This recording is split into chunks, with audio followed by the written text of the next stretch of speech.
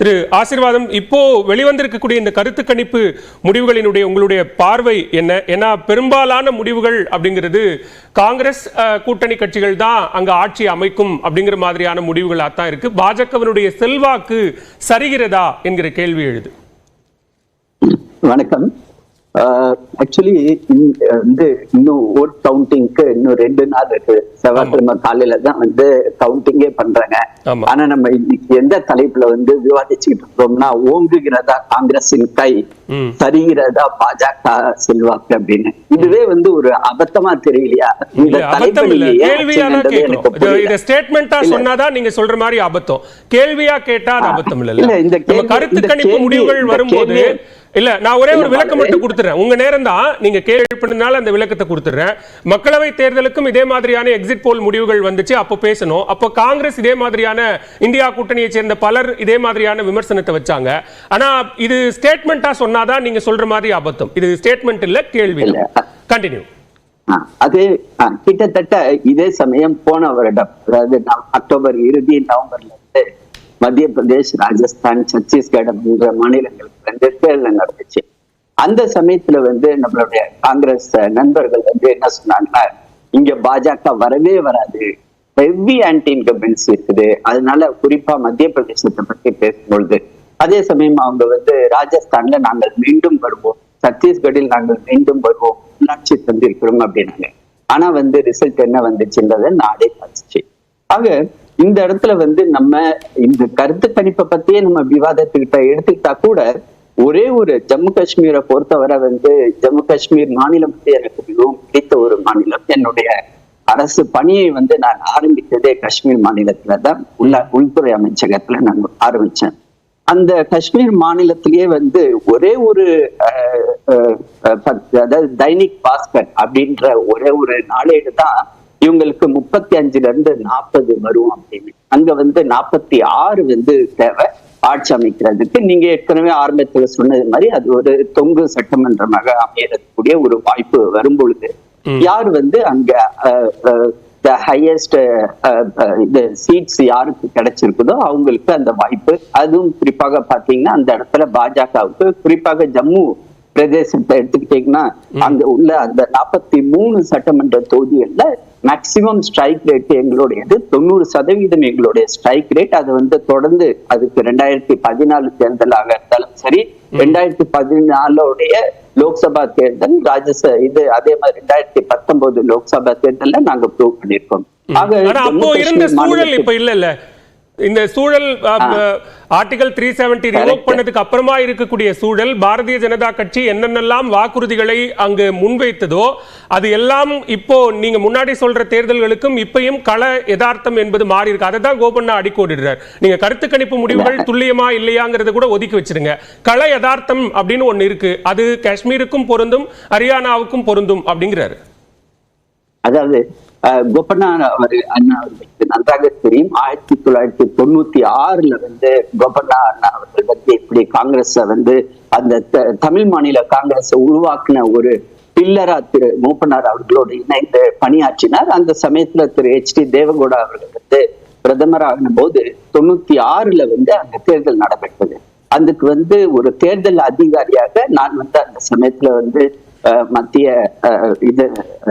சுகாதாரத்துறை அமைச்சகத்துல ஒர்க் பண்ணும்போது எங்க எல்லாத்தையும் அங்க அனுப்பி வச்சாங்க. காஷ்மீர்ல முதல் முறையாக புல்லட் ப்ரூஃப் ஜாக்கெட்டை வந்து அணிந்து நான் வந்து அங்க ஒரு போல் ஆபீசரா அங்க வந்து இந்த தேர்தலை நடத்தினேன்.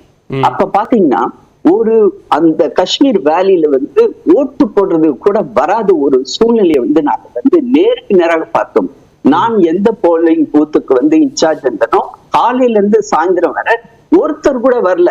எங்களுக்கு வந்து வேலைக்கு வந்து எங்களுக்கு டீ கொடுத்தாங்க, எங்களுக்கு சாப்பாடு கொடுத்தாங்க, சாயந்தரம் வெறும் பாக்ஸ் மட்டும். அப்ப வந்து இவிஎம் கிடையாது, பேலட் ஓட்டு தான். அந்த வெறும் பாக்ஸ நாங்க பேக் பண்ணி கொண்டு போய் ஸ்ரீநகர்ல ஹேண்ட் ஓவர் பண்ணிட்டு நாங்க வந்து எங்களுடைய இந்தியன் ஏர்போர்ஸ் பிளேன்ல நாங்க டெல்லிக்கு வந்தோம். இது நடந்தது 1996. அப்ப வந்து நேஷனல் கான்ஃபரன்ஸ் வந்து மிகவும் சொற்பமான ஓட்டுகள் வாக்கு வித்தியாசத்துல அங்க ஆட்சிக்கு வந்தாங்க. ஆனா இன்னைக்கு சூழ்நிலையில நீங்க கம்பேர் பண்ணி பாருங்க, கள நிலவரம் எப்படி ஃபேவரபிளா மாறி இருக்குதுன்னு பாருங்க.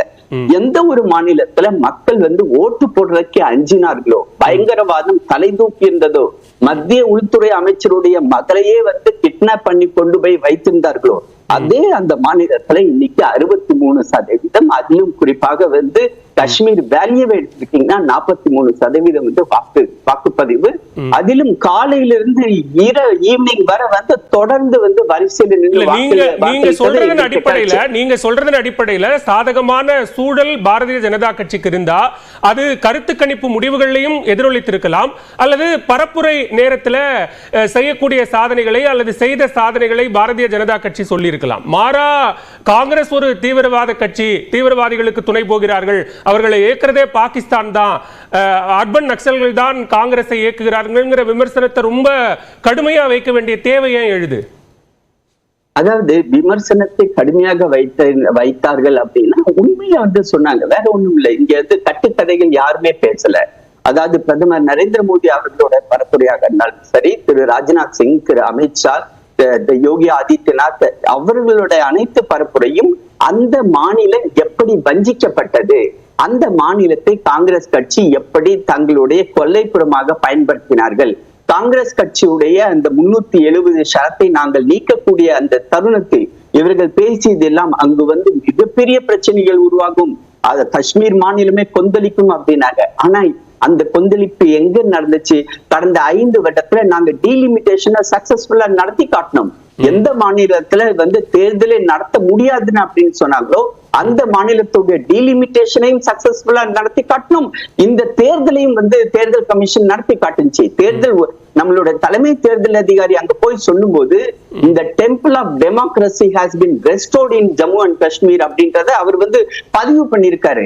இவங்க எதிர்பார்க்கல. இவங்க என்ன எதிர்பார்த்தாங்க? 370 வந்து நாங்க தடை பண்ணிட்டோம், அதனால வந்து எங்களுக்கு வந்து பின்னடைவு அப்படின்னு. உண்மையிலேயே திரு ஷியாம பிரசாத் முகர்ஜி அவர்கள் கண்ட கனவை நாங்கள் வந்து நினைவாக்கி இருக்கிறோம். ஒரே நாடு, ஒரே கொடி, அதை ஒரே அரசியலமைப்பு சட்டம், இதுதான் நாங்கள் கண்ட கனவு. அந்த கனவை வந்து திரு நரேந்திர மோடி அவர்கள் பூர்த்தி செய்துள்ளார். ஹரியானாவுக்கும் நீங்க அதே மாதிரியான ஒப்பீட்டை வைக்க முடியுமா? அங்க இருக்கக்கூடிய அந்த சூழலும் உங்களுக்கு இன்னும் சாதகமா இருக்கு. விவசாயிகள் போராட்டம், அங்க விவசாயிகளினுடைய உயிரிழப்பு, அக்னிபத், வேலை வாய்ப்பின்மை, மல்யுத்த வீரர்கள் போராட்டம் என இத்தனையும் தாண்டி அதே சாதகமான சூழல் ஹரியானாவிலும் இருக்கா? பலவேல் நீங்க சரியான ஒரு கேள்வி கேட்டீங்க. ஹரியானா மாநிலமானது வந்து தலைநகருக்கு அருகில் உள்ள ஒரு மாநிலம். அந்த அதாவது வந்து அந்த இரட்டை இன்ஜின் சர்க்கார்னு நீங்க ஆரம்பத்திலேயே அண்ணன் கோபண்ணா அவர்கள்ட்ட கேட்டீங்க இல்லைங்களா?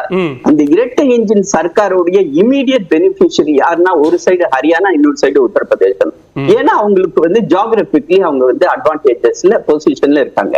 இதே வந்து நான் 2014, 2019, 2014 தேர்தல்ல பாத்தீங்கன்னா 10க்கு 10 லோக்சபால நாங்க எடுத்தோம். 2019 10க்கு 10 லோக்சபா நாங்க எடுத்தோம். அதே மாதிரி வந்து எங்களுடைய ஸ்ட்ரைக் ரேட் சட்டமன்றத்துல பாத்தீங்கன்னா 2014 சீட்டு. இல்ல நான் வரேன், அடுத்து வரேன், கண்டிப்பா வரேன். 2024 5 இடங்கள் தான் எடுக்க முடிஞ்சது. இல்ல கரெக்டா நான் வரேன். ஐ அம் நாட் எஸ்கேப்பிங். அதனால நீங்க சுட்டி காட்டினதுக்கு நன்றி. அதே சமயம் 2019 40 சீட்டு 36% வாங்கியிருக்கோம். ஆனா நீங்க சொன்னது பாத்தீங்களா, அதாவது 2024 நாங்கள் 5 லோக்சபா சீட்டுகளை வாங்கினோம், காங்கிரசும் 5 லோக்சபா சீட்டுகள் வாங்கினது. ஆனா தொடர்ந்து 10 ஆண்டுகள் நாங்கள் ஆட்சியில் இருக்கும்போது கூட எங்களுடைய வாக்கு வித்தியாசம் பாத்தீங்கன்னா 46.40 வாக்கு சதவீதம் பாத்தீங்கன்னா 46.11. அதாவது எங்களுக்கும் பாஜகவுக்கும் 1% தான் வாக்கு வித்தியாசத்தில் இருந்தோம். ஆக மொத்தம் எங்களை பொறுத்தவரை அங்கு ஹரியானாவில் எங்களுடைய 3வது ஹேட்ரிக் கண்டிப்பாக நடக்கும். அதுக்கு காரணம் என்னன்னா, கடந்த ஒரு நிமிஷத்துல நான் முடிச்சுக்கிறேன். கடந்த 10 வருடங்களில் ஹரியானாவுக்கு தேவையான தொழில் புரட்சி நாங்கள் அமைத்து கொடுத்துள்ளோம். 1.5 லட்சம் பேருக்கு வந்து அங்க அரசு வேலை வாய்ப்பை நாங்கள் கொண்டு வந்துள்ளோம். அண்ணன் வந்து ஒரு முக்கியமான ஒரு புள்ளியை வந்து தொட்டாங்க. அந்த புள்ளியை வந்து நான் கடந்து போக விரும்பவில்லை. அதாவது ஹரியானாவில் வந்து இவங்களுடைய சார்பாக யார வந்து அங்க முதலமைச்சர் வேட்பாளராக அறிவித்தார். நாங்க சொல்றோம் எங்களுக்கு வந்து நாங்கள் வந்து சொல்றதுல எங்க பெருமை. பாஜகவை பொறுத்தவரை எங்களுடைய முகம் நரேந்திர மோடி அவர்கள் தான், எங்களுடைய சின்னம். அப்படி நாங்க யாரையும் நிறுத்த தேவையில்லை அப்படிங்கிறார். அதிகார பரவலாக்கம் என்கிற ஒன்றுல நாங்க தெளிவா இருக்கிறோம். அதை பாரதிய ஜனதா கட்சியால செய்ய முடியாதுங்கிறார் அவர். இல்ல அந்த இடத்துலதான் அண்ணன் வந்து ஒரு சின்ன இடத்துல அவர் வந்து தடுமாற்றம் அவருக்கு இருக்குதுன்னு நான் நினைக்கிறேன். அங்க வந்து இன்ஃபைட்டிங், அதாவது கட்சிக்குள்ள மிகப்பெரிய பிரச்சனை.